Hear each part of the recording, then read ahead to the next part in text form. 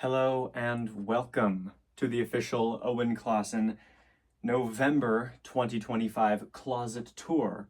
Now, I wish I could say I have gotten hundreds and thousands of comments asking, no, begging your lovely prince to do a closet tour, but no, it was only one comment on one of my magnificent videos. Lovely Frank, he knows who he is, gave me an excellent idea to do a tour of my closet. A man who appreciates style, I can appreciate that. So, I decided to do this. Now, we're going to be covering jackets and casual shirts in this video, as well as a few accessories. I will then publish a sequel video, not too long, you won't have to wait that much for me, covering pants, formal shirts, knitwear, and shoes. It's going to be a lovely time, so let's get right into it. I know all of you struggle so much to wait for more of my amazing content. So, the first jacket I'd love to show you is this one from Cifonelli. This is an amazing seersucker, lightweight, double-breasted jacket. Now, no one does double-breasted seersucker jackets because seersucker is a summer fabric. Why would you make a double-breasted suit for summer? The two layers will keep you warmer, I'll tell you why. Because it shows other people that you have a custom garment. Or, if you don't, then at least a garment that was made with an exceptional level of attention to detail. And it was. Genuine horn buttons, a 2-button style on the cuff, as opposed to the 4-button or 5 or 3 or whatever else you find. This is common in Italian tailoring and a sign of attention to detail for that. And I absolutely love this jacket. It's one of my newer ones because it took a while to be delivered. Now, I also have a pair of pants to go with it. You may see them right here. That'll be discussed in the next video. I won't keep you waiting, I promise. You'll get your fix. This is a lovely field jacket from Spear and Mackay. Many pockets, good for going on safari. I don't go on safari. However, when it's cold, as it is right now, November in Oregon, I do love putting this on to go to get the mail or go down to the post office or whatever it might be. I sell things on eBay occasionally. Oregon Menagerie, you might want to look me up. Got some cracking things on there. Whatever, not an advertisement. Is it sponsored if I'm the one who... Anyway. Lovely buttoned cuffs, and the buttons are gusseted in there, so you can let it out twice the length, or twice the width, if you have something like a sweater or other insulating layer on underneath. Now, speaking of insulation, it's linen. Why the hell would you make a jacket for the winter out of linen? Well, it's actually quite heavyweight, similar to a couple of my tweed jackets, and it's actually got a really nice feel to it. The wrinkles, typical of linen, actually kind of make it look more lived in than the look linen usually gets, which is wrinkled and sort of naff. I really don't like linen, mostly because I despise summer weather clothes. No opportunities for, well, a few amazing opportunities for style, but not so much like in winter when I get to wear knitwear and tweed. And then you've, of course, got Christmas where you can receive more knitwear and the other thing. Now, I liked this Spear and Mackay jacket so much that I bought it twice. Not really. I bought the brown one. Lovely. I forgot to mention in the other one, what a silly thing of me, you can cinch the waist string they've got in here. Now it's supposed to hang from both sides with this string, but I pulled it taut on one side here, sticks out, and I pulled the string all the way to one side and tightened it like that. It has the same effect, but now you can just tighten this up on one side and stuff it in there. So if I want to wear it open, I can, obviously. Not with this outfit. Seersucker shorts from Ralph Lauren, I should say, and a polo shirt from Lacoste, the greatest polo shirts, besides maybe Sunspell. Anyway, this is a rather lovely jacket that I had tailored recently, but didn't really wear it for a couple years after I found it. My mother was with me when I thrifted this Nordstrom brand jacket from a vintage store local to me at the moment. What a lovely belly this thing had, with plenty of excess fabric, although I did not need to get it enlarged. I just needed to get it tailored around my belly because I like that sleek look, and I have recently lost weight, so I might need to get a couple of these jackets tailored. The only thing that was not able to be done were sleeves, a little bit short, but I have sleeve lengths on my shirts of varying sizes. Also, look at that, another of those 2-button things I mentioned. I should mention the watch on my wrist is the Vacheron Constantin Historique Américain, or Historique Américain, 1921. One of my favorite watches, daily wear in white gold. It's recently got its first really bad scratch. That's how you can tell you're loving a watch a lot. This jacket is not supposed to have a pocket square in it. I left it in by accident. Oh, this one is lovely. It is from a brand I do not know because the tag fell off before I was able to buy it in 2020 or something. This was indeed one of my very first jackets. Frank, you know who you are. I love you, Frank. You're a great commenter on my magnificent videos. He talked about being a fan of Gent Z. I really admire James. What a lovely guy. Wish I could meet him in Chicago.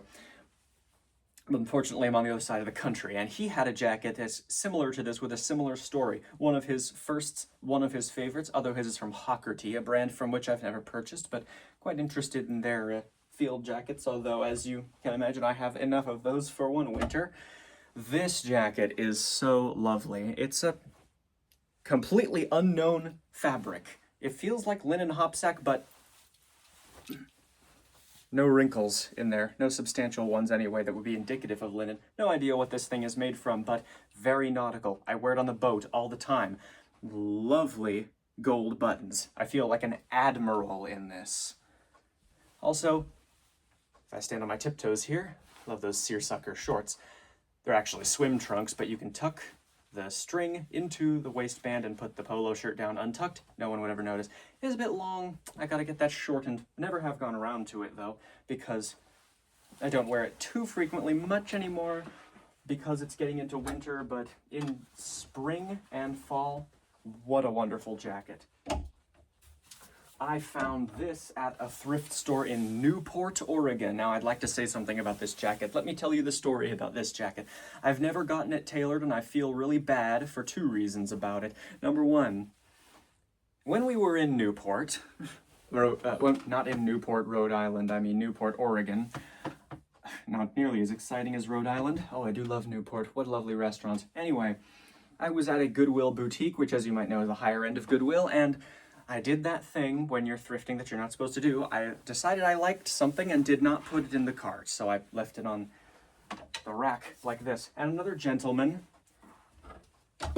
was looking intently at it. Now, I was just kind of on another shelf looking, and I noticed this guy looking at this jacket and thought, oh, I better swipe that up before he does. But he was really looking at it. Fortunately, he made the same mistake, and he left it on there, so I managed to swipe it up. It was on that other shelf, incidentally, that I found this copy of George R.R. Martin's rather lovely Dream Songs book. Not important to the story.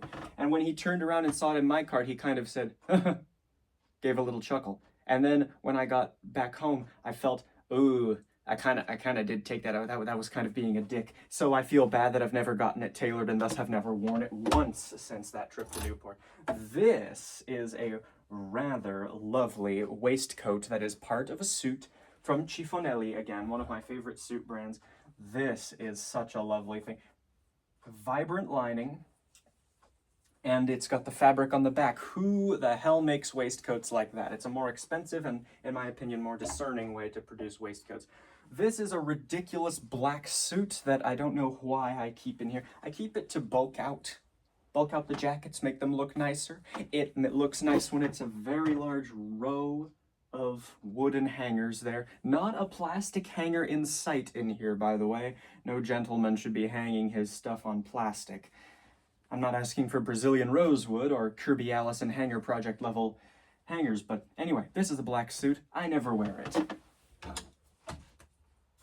This is a light blue suit from Ralph Lauren, and it was an interesting choice to do a double-breasted suit with notch lapels.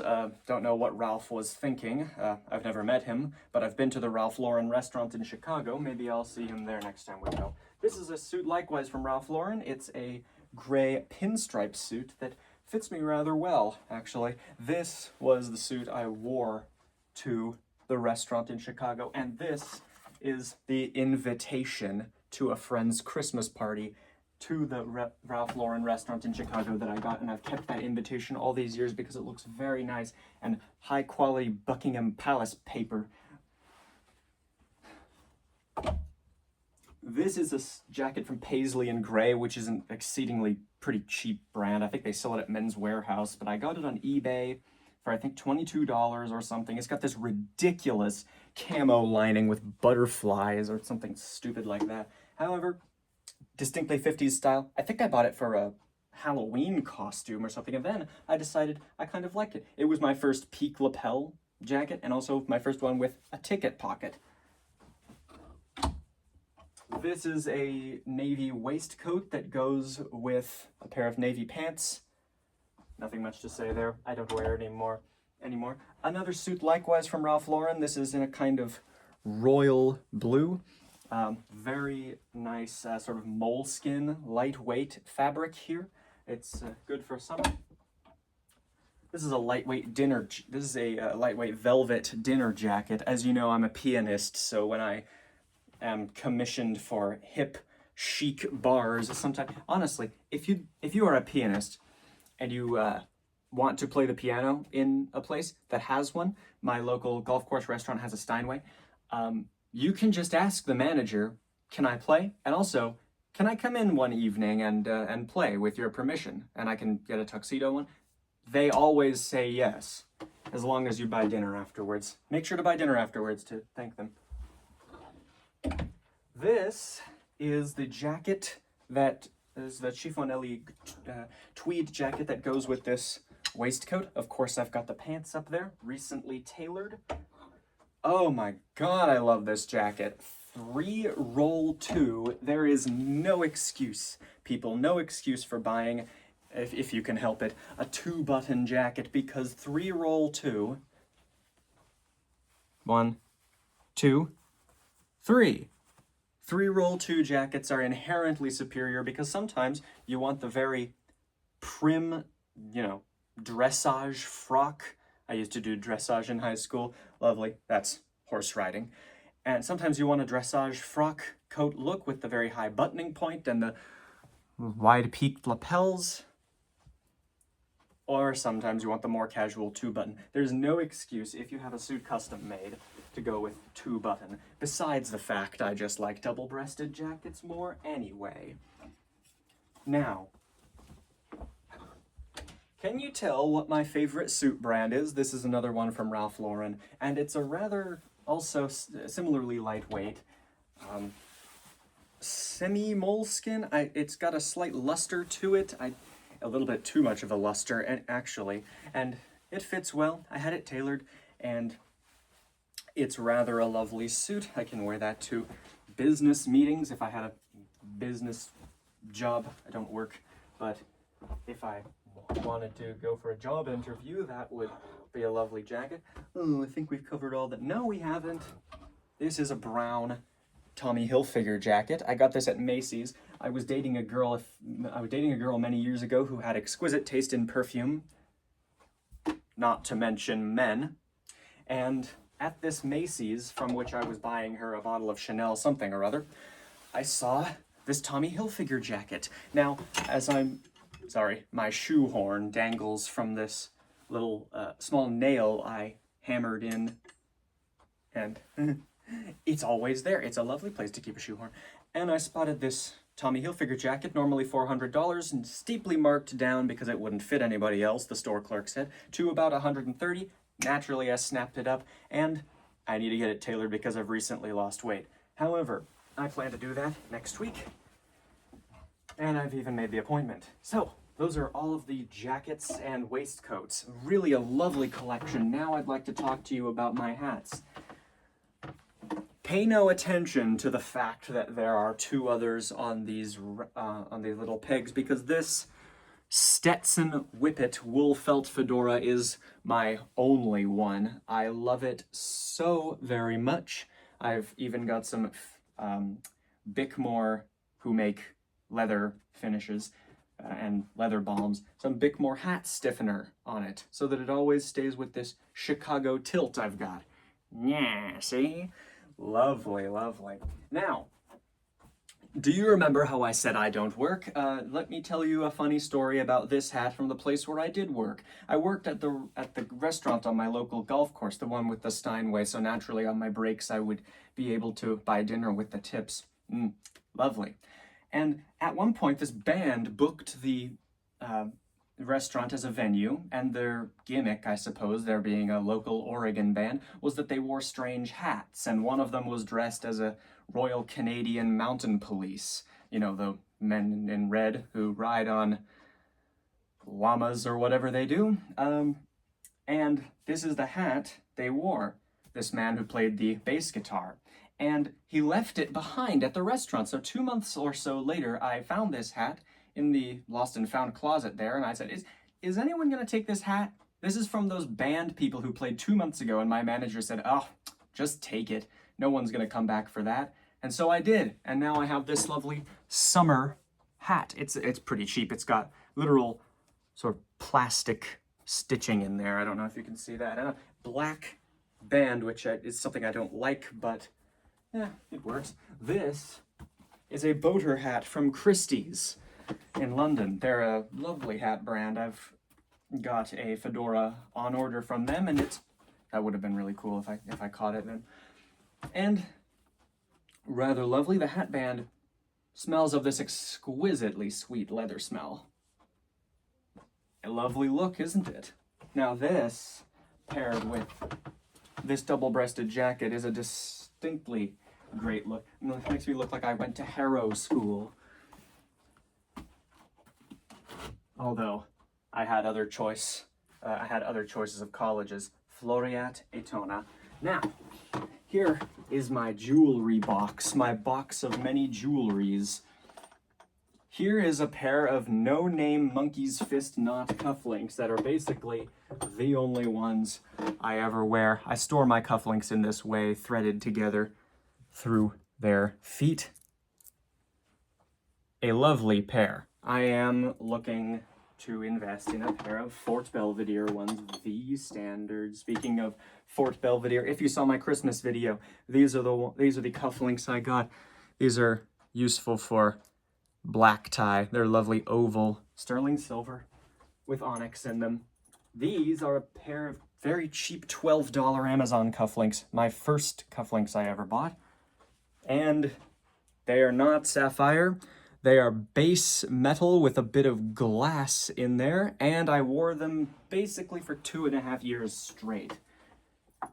These have a lovely story. These are from Swank. If you go on eBay and look at cufflinks, I'm very certain you know who they are. Very popular brand from 1970s or 60s through to the 90s and 2000s. And then, of course, people stopped wearing cufflinks, which is why we can get them so cheap on eBay. Isn't that lovely? I did not get these on eBay. These are a gift from one of my grandma's good friends, Bob. If I refer him to this video, this is the point where he's probably fallen asleep. But these are essentially the only gold cufflinks I wear. I'm very uncreative with my cufflink collection because I have all of the cufflinks I need. These rather lovely oval ones with a piece of glass, again, masquerading as a diamond this time. Oh, but they're rather lovely. Do you remember the senior center where I wrote that play, Sherlock Holmes and the 13th Coach? Oh. This is the pipe I smoked on the stage, by the way. Well, that senior center has a small charity shop, or thrift shop, as they call them in America. I bought these cufflinks from them, as well as these. Lovely, aren't they? This is a lapel pin from Swarovski. They made a pair of binoculars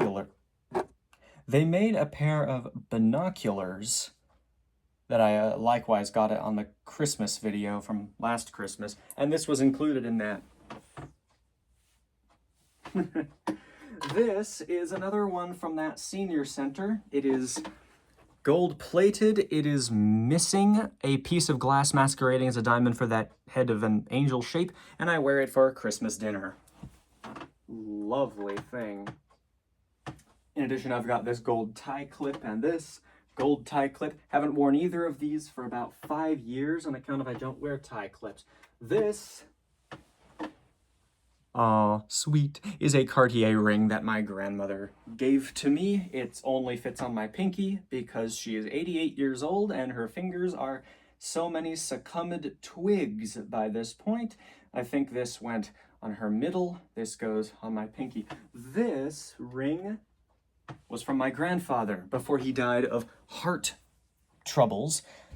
Let me tell you a lovely story about this ring. This ring was the one he wore in the hospital because they had him take off his rings for obvious reasons. And one of the nurses asked him there, "Are you married?" He did not like that. He was that sort of man. And so he told my grandmother to go to the jewelry store. I think yes, Cartier. And he told her to buy the cheapest ring she possibly could there. This was the one, and I love it so very much, and I wear it every time I have the occasion, like when I'm wearing a gold watch. This is not a pocket watch. This is a pocket mirror my grandmother gave to me. If I put it right up at my phone, you might be able to see that my phone is currently standing on a small end table and a stack of shoe boxes leaned against a stand I made this morning out of Legos because I am a professional filmmaker. This is a custom boutonniere that I feel bad that I've never worn because it's not quite my style. A family friend made that for me. Oh, lovely. Real silk thread and everything. These are the backing parts to boutonnieres that I have on a row over there that I'll show you in the next video. This is a tape measure, very useful to have in your closet. This is, lovely. This is a coaster from the Inn at Spanish Head Resort Hotel that we stayed at. That was on that same trip to Newport. This is in Lincoln City, Oregon, but we went to Newport for that day trip, and this is, that's where I got this. And a couple DVDs from my bookshelf up there. This has nothing in it but a warranty card for a Tissot watch, my expired driver's permit that expired when I got the license, and the room card from the Inn at Spanish Head where we stayed. This is an old bracelet and a gray Sharpie for some reason. Now, onto the casual shirts, one of which I'm wearing. My polo shirt from Lacoste. I got this a few years ago and it served me very well. This is a polo shirt from Ralph Lauren. I had that tailored too. Nothing fits until you've had it tailored. Raphael from the Gentleman's Gazette will tell you that. And I love this shirt very much. It's a pretty wide fit because I like a very casual fit to the polo shirts. Now, this is a very well-loved chambray shirt, likewise from Ralph Lauren. You can see the logo there. Now, this is, I use this as a dickie collar. Are you familiar with these ridiculous things that's just a collar of a shirt that's cut off in a horseshoe around here and you're supposed to wear it underneath sweaters? That's ridiculous to me because it would surely ride up and be made of cheap materials besides. So I wear this. I also wear this on vacation, buttoned way down to reveal the chest hair, and wear that with shorts, and you can walk on the beach or when I'm sailing, this is a good shirt to wear. It's chambray, which is like linen and a little bit of cotton in there, so it's lightweight and very breathable. Works for sweaters and has a kind of Oxford cloth button-down effect because it's got the button-down collar. That's very well loved. I've had that for a good amount of years. This is an anomaly in my collection, for it's a piece of knitwear that's also short sleeve. It's the only one of that description from Spear and Mackay, genuine river shell buttons. And when have you seen a polo shirt that has 3 buttons? 3. Lovely. This is a performance fabric type thing. I think was called smooth cotton polo shirt or soft cotton. That's what it is. Soft cotton polo shirt from Ralph. Likewise with 3 buttons. You can see the logo there. I use this for golfing mostly. Likewise for golfing is this pink Charles Tyrrell shirt. I'm looking to replace this with one that's not this stretchy stuff, which is something I don't like. This really stretchy kind of vaguely shiny polo shirt stuff. Likewise from Charles Tyrwhitt is this golf shirt. I got this a few years ago. Also made of an even stretchier performance type fabric. Not a big fan of those for sartorial style, but good for golfing, just like these other ones are. Now, I believe that might be the end of it, although here, I could do some ties. Tide you over for until the next video, because I'm sure it's going to be an absolute strain on your senses having to not have me talking sweet nothings in your lovely ears while you click onto the next one. So to keep yourself satiated, here's a few notes about my ties. This is one, by the way, I keep them like this. They are, no, of course, not pre-tied or any nonsense like that. I have a row of pegs up here on which I keep them. This is a light blue one from Tommy Hilfiger. This is from a brand, it's just called Paris. No idea. Found this on eBay, a few dollars. Here, step into the light here, like that song from The Wizard of Oz. Lovely wool chalet tie. That's great for spring and summer. This is Robert Talbot for Nordstrom. This was also one of my grandfather's, and it's got a very lovely green paisley design. Here is an exceedingly kind of ugly tie from Alfani, which is this cheap brand from Macy's. It's got this very 70s, almost Mad Men style grid, and it's cheap feeling. I don't like that. I have another navy tie, which I like a lot more. This is from Nautica, which is another cheap brand. This is kind of, it's full silk, you can tell, and with a kind of grid pattern on it of diamonds. This is a rather lovely one. This is a navy knit tie, perfect for the prep aesthetic. It looks almost black, kind of in certain lights, which is something I don't like, but in proper light and maybe on the boat or on the seaside when you have a lot of light there and you're in the sun, it looks properly navy. This is from Jeffrey Bean. Almost said Joffrey, not Game of Thrones. This is a color I find hard to describe. It's like a taupe, grayish, brownish, grayish, brownish gray. Jeffrey Bean logo there. And yes, got this interesting pattern of squares with various colors, very small micro squares there. Now this is a rep tie of a particularly loud variety, also by Robert Talbot, good maker of ties. This is an Armani tie, but the logo has fallen off, and I just have a kind of ghetto solution of a safety pin to put the thin end in. And the thin end kind of has the stitching coming off. This is a pretty well-loved tie. It's one of my favorites, and it has a lovely green paisley. Very Minecraft grass block green. Another green one, almost Slytherin. Oh, sorry, I didn't mean to do anything to suggest that I approve of anything regarding J.K. Rowling. This is an interesting thing because it has these buttonholes on the back of the tie. Who is so concerned with the... Anyway, just wear a tie clip for God's sake. Anyway, ridiculous. This is my very newest one. Got this for fall. No branding on it whatsoever. It could be from Armani or Amazon Basics, probably not. This is a lovely Cri de Soie tie in brown, and a lovely one to go with a pair of corduroy trousers that I'll show you in the next video. Likewise from Tommy Hilfiger, this is a linen tie, which is good for summer, and you could wear it. You could see this with a couple of winter outfits, right? Wear this with a little bit of winter white with micro blue dots on there. Love that. I also have a couple black bow ties and you're gonna love this one. This one is likewise from Robert Talbot. It's this really interesting purple and green. There's a rather lovely purple and green paisley design. I really like that. Very nice. This concludes the episode about jackets, casual shirts, ties, and jewelry. I'll discuss formal shirts, knitwear, pants, and probably the fragrance bottles you've been eyeing, haven't you, back here in the next one. Thank you for watching.